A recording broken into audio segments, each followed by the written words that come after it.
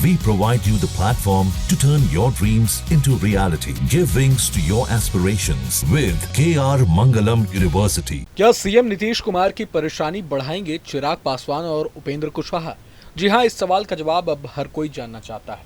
असल में बिहार की सियासत में विधानसभा चुनाव से पहले तापमान बढ़ता ही जा रहा है। विपक्ष के हमलों के बीच एनडीए गठबंधन के भीतर ही सीएम नीतीश कुमार के खिलाफ उनके सहयोगी उपेंद्र कुशवाहा और चिराग पासवान की तल्ख टिप्पणियां सियासी हलचल मचा रही हैं।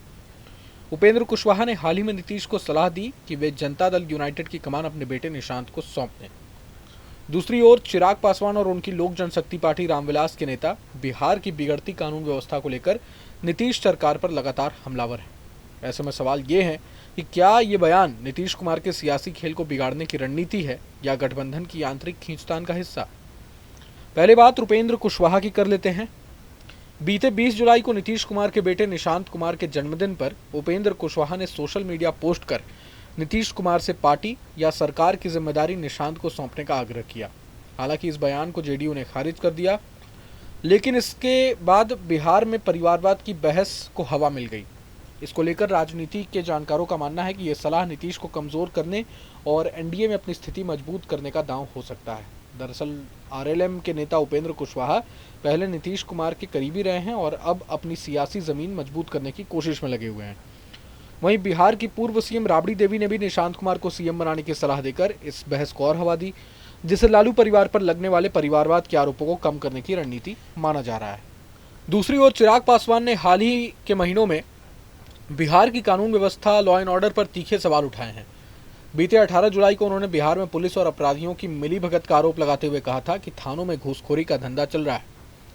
पटना में गोपाल खेमका और चंदन मिश्रा की हत्याओं का हवाला देकर उन्होंने नीतीश सरकार को कटघरे में खड़ा किया।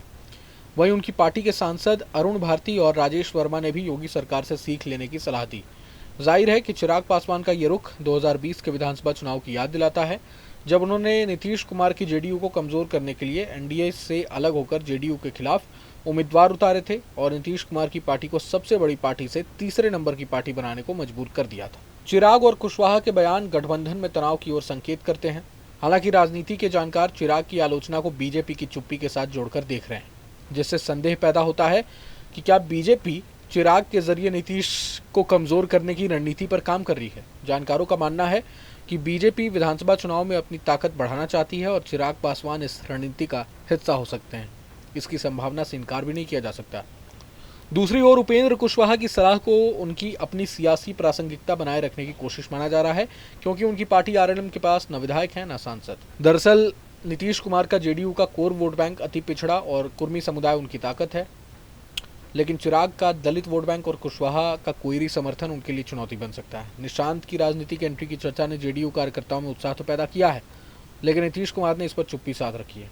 ऐसे में उपेंद्र कुशवाहा और चिराग पासवान का बयान नीतीश के लिए सियासी चुनौती तो है, लेकिन इन्हें उनका खेल पूरी तरह बिगाड़ने वाला नहीं माना जा सकता। नीतीश का अनुभव और जेडीयू का संगठन अभी भी उनकी ताकत है। कुशवाहा का बयान परिवारवाद की बहस को हवा देकर विपक्ष को मजबूत करने की कोशिश हो सकता है, जबकि चिराग की आलोचना बीजेपी की रणनीति के तहत नीतीश को दबाव में लाने का प्रयास दिखता है। बहरहाल पूरे मसले को लेकर आप क्या कुछ सोचते हैं, हमें कमेंट बॉक्स में जरूर बताएं। अगर आपको ये वीडियो पसंद आया तो लाइक करें और चैनल को जरूर सब्सक्राइब करें। जहां भक्ति है हर शब्द में, कथाओं में छिपे हैं दिव्य रहस्य और ज्योतिष देता है जीवन को दिशा। धर्म से जुड़ी हर बातों को जानने के लिए हमारे चैनल स्तुति को सब्सक्राइब करें। चैनल पर जाने के लिए इस लिंक पर क्लिक करें।